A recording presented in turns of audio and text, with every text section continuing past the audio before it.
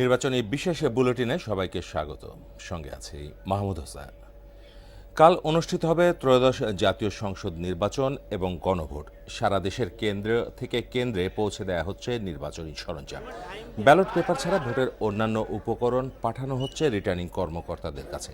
কড়া পাহারায় রিটার্নিং কর্মকর্তার কার্যালয়ে এসব মালামাল পৌঁছে দিচ্ছেন আইন শৃঙ্খলা রক্ষাকারী বাহিনীর সদস্যরা।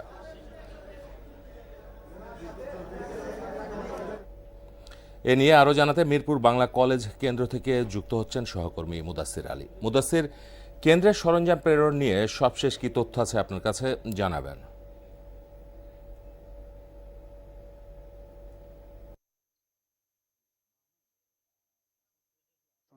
সেই 14 আসনে 153টি কেন্দ্র রয়েছে এবং এই মিরপুর বাংলা কলেজ যার মধ্যে অন্যতম, এবং এই কেন্দ্র থেকে কিন্তু বাকি 14 আসনের সব কেন্দ্রে কিন্তু সরঞ্জামাতি বিতরণ কর্মসূচি কিন্তু ইতিমধ্যে শেষ হয়ে গেছে।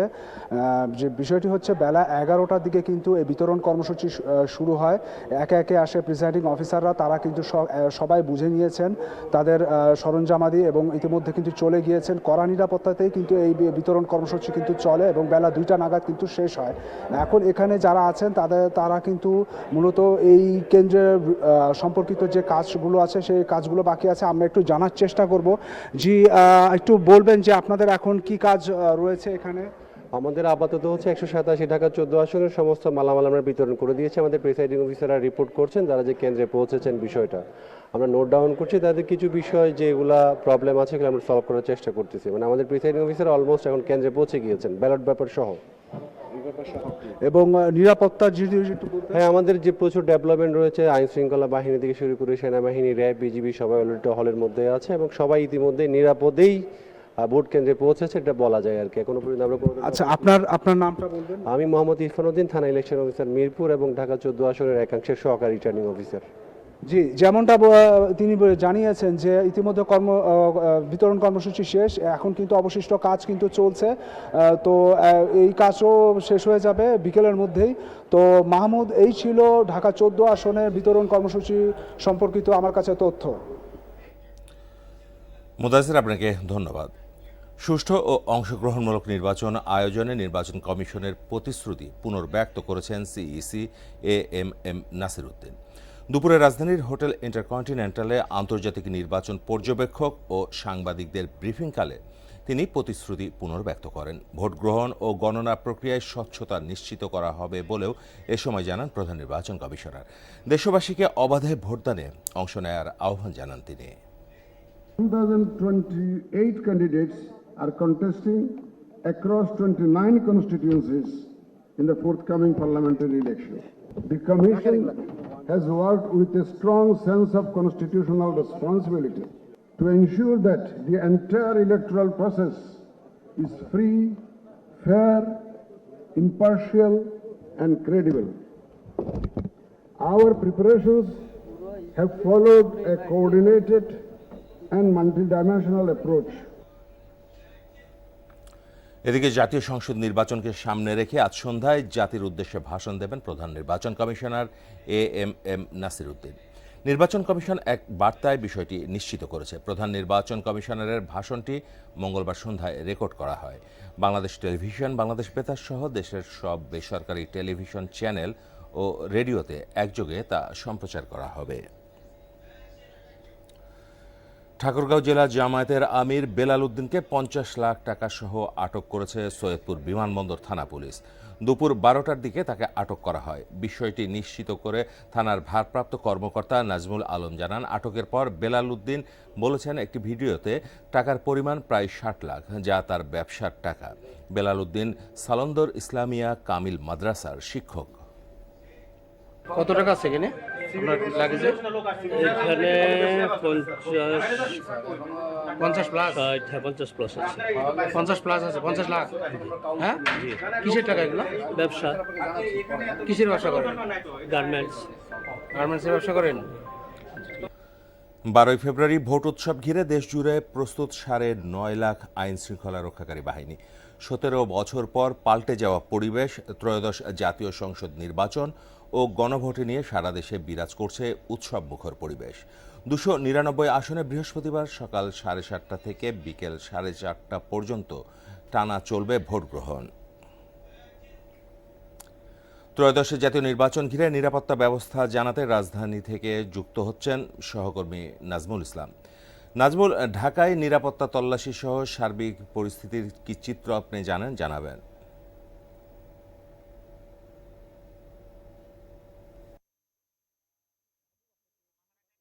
আমি রয়েছি রাজধানীর বিজয় সরণিতে। আপনি জানেন যে আর মাত্র কয়েক ঘন্টা বাকি, এরপরেই কিন্তু শুরু হবে উৎসব মুখর পরিবেশে সেই ত্রয়োদশ জাতীয় সংসদ নির্বাচন। তো ত্রয়োদশ জাতীয় সংসদ নির্বাচনকে কেন্দ্র করে ইতিমধ্যেই কিন্তু রাজধানীকে নিরাপত্তার চাদরে কিন্তু ঢেকে ফেলা হয়েছে। বিভিন্ন বাহিনীর সদস্যরা কিন্তু রাজধানীর বিভিন্ন মোড়ে মোড়ে কিন্তু তারা দায়িত্ব পালন করছে। এই মুহূর্তে আমি রয়েছি রাজধানীর বিজয় সরণিতে। সেখানে কিন্তু আমরা দেখতে পাচ্ছি যে বিজিবির সদস্যরা সেখানে কিন্তু টহল বসিয়েছে এবং বিভিন্ন যানবাহনে তারা কিন্তু তল্লাশি চালাচ্ছে এবং তাদের প্রশিক্ষণপ্রাপ্ত যে কুকুর রয়েছে সেই কুকুর দিয়ে কিন্তু তারা আসলে তাদের প্রশিক্ষণগুলো তাদের যে ইগুলো চালাচ্ছে, অর্থাৎ নিরাপত্তার ক্ষেত্রে যে টহল সেটি কিন্তু চালাচ্ছে। আমি যদি আপনাদেরকে একটু বলে রাখি যে এবছর যে ত্রয়োদশ জাতীয় সংসদ নির্বাচন, সেই ত্রয়োদশ জাতীয় সংসদ নির্বাচনকে কেন্দ্র করে কিন্তু 1,08,000-এর মতো কিন্তু সশস্ত্র বাহিনী দায়িত্ব পালন করছেন এবং বিজিবি সদস্য রয়েছে 37,000-এরও বেশি, কোস্টগার্ড রয়েছে 3,500-এরও বেশি এবং পুলিশ সদস্য রয়েছে 1,57,000-এরও বেশি। আরেকটি তথ্য যদি আমি আপনাদেরকে দেই যে আসলে এই যে ত্রয়োদশ জাতীয় সংসদ নির্বাচন, সেই ত্রয়োদশ জাতীয় সংসদ নির্বাচনকে কেন্দ্র করে রাজধানী কিন্তু একেবারেই ফাঁকা। আমি রাজধানীর বিভিন্ন সড়ক কিন্তু ঘুরে দেখেছি এবং রাজধানীতে গণপরিবহন একেবারে নেই বললেই চলে এবং মোড়ে মোড়ে কিন্তু আমি দেখেছি যে আইন শৃঙ্খলা বাহিনীদের উপস্থিতি কিন্তু আমরা দেখেছি এবং তারা কিন্তু বিশেষভাবে কিন্তু তারা টহল দিচ্ছে এবং বিভিন্ন যানবাহনে তল্লাশি চালাচ্ছে। এবং আমি আইন শৃঙ্খলা বাহিনীদের সদস্যদের সাথে কথা বলেছি, তারা আমাকে যেমনটি জানিয়েছে যে আসলে এই যে ত্রয়োদশ জাতীয় সংসদ নির্বাচন, এই ত্রয়োদশ জাতীয় সংসদ নির্বাচনকে সুষ্ঠু এবং অবাধ করার লক্ষ্যে তারা কিন্তু এক নিরবিচ্ছিন্নভাবে কাজ করে যাচ্ছে। তো আপনারা দেখতেই পাচ্ছেন যে আসলে বিজিবির সদস্য যারা রয়েছে তারা কিন্তু এই রাজধানীর যে বিজয় সরণি রয়েছে এখানে কিন্তু তারা বিশেষভাবে কিন্তু তারা দায়িত্ব পালন করছে। তো মাহবুব, এই ছিল রাজধানীর বিজয় সরণি থেকে আইন শৃঙ্খলা বাহিনীর সর্বশেষ অবস্থা। নাজমুল, আপনাকে ধন্যবাদ। ভোটের সার্বিক চিত্র জানাতে ফেনী থেকে এখন যুক্ত হচ্ছেন সহকর্মী সুরঞ্জিত নাগ। সুরঞ্জিত, ভোটের চিত্র কেমন দেখছেন জানাবেন?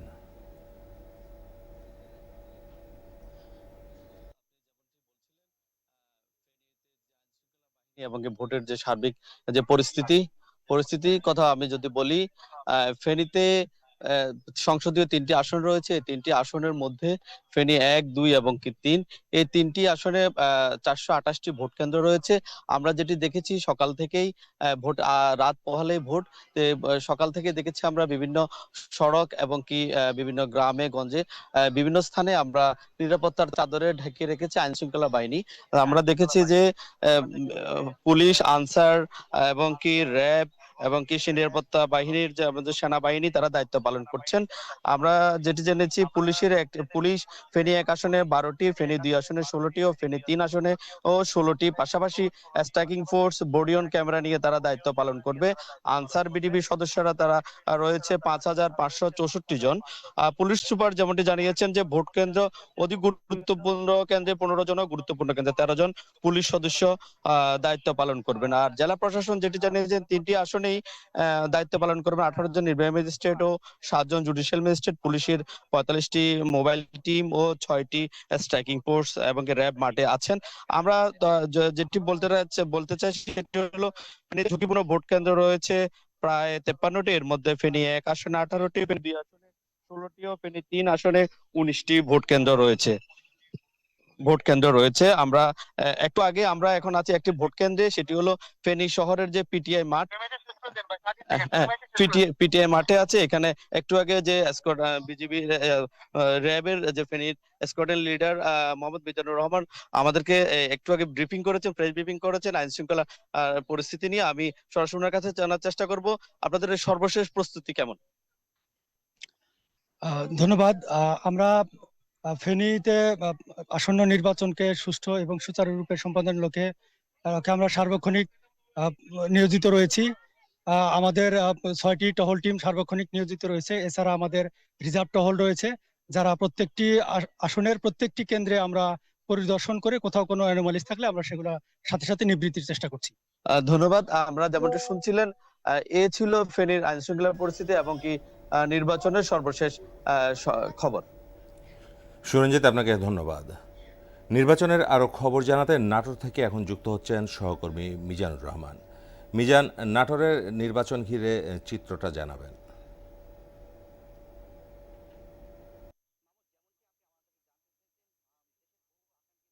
জাতীয় সংসদ নির্বাচন কিন্তু আগামীকাল অনুষ্ঠিত হবে। আজকে কিন্তু চারদিকে ছড়িয়ে পড়েছে ভোটের ইমেজ। আমরা সকালে দেখেছি যে ভোট কেন্দ্রে উপজেলা আমরা দেখেছি যে সকাল কিন্তু নির্বাচনী সরঞ্জাম বিতরণ করতে দেখেছি এবং ইতিমধ্যে কিন্তু নাটোরের 4টি যে আসন রয়েছে 4টি আসনে প্রতিটি কেন্দ্রে আমরা খোঁজ নিয়ে দেখেছি যে নির্বাচনী সরঞ্জাম পৌঁছে গেছে এবং প্রতিটি নির্বাচনী কেন্দ্রে কিন্তু সাজ রব বিরাজ করছে। আপনাকে একটি বিষয় না জানেন নয় যে নাটোর 4টি আসনে মোট 4টি আসনে মোট ভোটার সংখ্যা হলো 15,47,000 এবং 668 কেন্দ্র রয়েছে। ইতিমধ্যে কিন্তু প্রতিটি কেন্দ্রে কিন্তু নির্বাচনী সরঞ্জাম পৌঁছে গেছে। আপনাকে আরেকটি বিষয় অবগত করতে চাই যে এখানে আইন শৃঙ্খলা বাহিনীর সঙ্গে কথা বলেছি, তারা আমাকে এমনটি জানিয়েছেন যে প্রতিটি কেন্দ্রে কিন্তু নির্বাচনী যে পরিবেশ রক্ষার্থে কিন্তু নির্বাচনী চারদিকের ভোট কেন্দ্রের চারদিকে কিন্তু নিরাপত্তা চাদরে ঢেকা থাকবে, এমনটি আমরা জানতে পেরেছি। আসলে এখানে বিজিবি, সেনাবাহিনী এবং র্যাব সহ বিভিন্ন আইন শৃঙ্খলা বাহিনী নিয়োজিত থাকবে। এতে আমরা এখানে আমরা নাটোর জেলার 4টি আসনে বিএনপি, জামাত এবং এনসিপি জাতীয় পার্টি সহ 27 জন বিভিন্ন রাজনৈতিক দলের 27 জন প্রার্থী কিন্তু প্রতিদ্বন্দ্বিতা করছেন। মাহমুদ, এই ছিল নাটোর জেলার নির্বাচনের সর্বশেষ।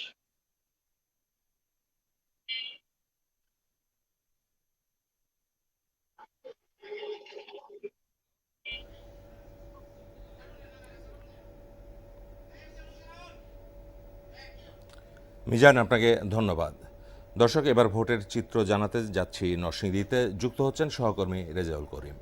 রেজাউল, নরসিংদীর সর্বশেষ পরিস্থিতি জানতে চাই আপনার কাছে।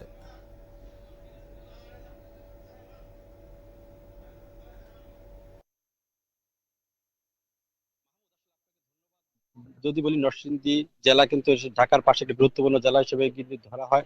আর তাছাড়া কিন্তু আমি যতটুকু জানি, নরসিংদীতে কিন্তু ভোটকে ঘিরে কিন্তু আর কয়েক ঘন্টা পরে কিন্তু ভোট অনুষ্ঠিত হবে। সাধারণ মানুষের মধ্যে উদ্বেগ, উৎকণ্ঠা ও উৎসাহ দেখছি বিরাজমান করতে। তাছাড়া যদি আমি আপনাকে বলি, নরসিংদীর যে এই 5টি আসনে কিন্তু আপনার 663টি ভোট কেন্দ্র রয়েছে। এর মধ্যে কিন্তু আমি যতটুকু যদি জানি যে 393টি কেন্দ্র কিন্তু ঝুঁকিপূর্ণ এবং অধিক ঝুঁকিপূর্ণ কিন্তু 393টি কিন্তু 663টি কেন্দ্রের মধ্যে কিন্তু 393টি কেন্দ্র কিন্তু অধিক ঝুঁকিপূর্ণ বলে বিবেচিত করা হয়েছে। তাছাড়া কিন্তু 21টি কেন্দ্র অধিক ঝুঁকিপূর্ণ রয়েছে এবং এখানে কিন্তু আমি যতটুকু জানিয়ে রাখি, নরসিংদীতে কিন্তু যে যতটুকু জানি 1500-এর অধিক পুলিশ বাহিনী মোতায়েন থাকবে পুরো জেলা জুড়ে। তাছাড়া কিন্তু 13 প্লাটুন বিজিবি এবং 45 জন ম্যাজিস্ট্রেট কিন্তু মোবাইল কোর্টের মাধ্যমে সারা জেলা রয়েছে। তাছাড়া কিন্তু আমি যতটুকু জানি, চরাঞ্চল, দুর্গম অঞ্চল, নদীবেষ্টিত এলাকা, সেখানে কিন্তু একটি হেলিকপ্টার রাখা হয়েছে। সকালে দেখেছি আমি হেলিকপ্টারের মাধ্যমে কিন্তু সরঞ্জাম পাঠানো হয়েছে। তাছাড়া কিন্তু জানি যে কোনো দুর্ঘটনা এড়াতে কিন্তু তারা পুলিশ বাহিনী, আমাদের এমনটি জানানো হয়েছে, তারা সর্বদা তৎপর রয়েছে। তাছাড়া কিন্তু নরসিংদীতে যেই 5টি আসন রয়েছে, 5টি আসনেই কিন্তু আমরা দেখেছি যে বিজিবি, র্যাব থেকে শুরু করে কিন্তু মোতায়েন রয়েছে। তাছাড়া আমি আপনাকে জানিয়ে রাখি, এখানে যে কেন্দ্রগুলো রয়েছে সেখানে সকাল থেকে কিন্তু আমি দেখতে পেয়েছি সকাল থেকে পুলিশ টহল দিচ্ছে, সেনাবাহিনী টহল দিচ্ছে। তো সব মিলিয়ে কিন্তু নরসিংদীতে কিন্তু আইন শৃঙ্খলা বাহিনী চাদরে ঢেকে রাখা হয়েছে, এমনটা কিন্তু বার্তা দিচ্ছে আইন শৃঙ্খলা বাহিনী। এই ছিল আমার কাছে মাহমুদ। রেজাউল, আপনাকে ধন্যবাদ। 12 ফেব্রুয়ারি দেশের ইতিহাসে প্রথমবারের মতো একই দিন জাতীয় সংসদ নির্বাচন ও গণভোট অনুষ্ঠিত হতে যাচ্ছে। এরই মধ্যে দীর্ঘ প্রচারণা শেষ হয়েছে। নির্বাচনের প্রধান উপদেষ্টা অধ্যাপক ডক্টর মোহাম্মদ ইউনূস রাজধানীর গুলশান স্কুলে তার ভোটাধিকার প্রয়োগ করবেন। বিএনপির চেয়ারম্যান তারেক রহমান ভোট দেবেন Gulshan model high school and কলেজে। এদিকে রাজধানীর 60 ফিট মণিপুর বয়েজ হাই স্কুলে ভোট দেবেন জামাতে ইসলামের আমির ডাক্তার শফিকুর রহমান। এই ছিল বিশেষ বুলেটিনে। সবশেষ খবর সবার আগে জানতে মোহনার সাথেই থাকুন। এতক্ষণ সঙ্গে থাকার জন্য সবাইকে ধন্যবাদ।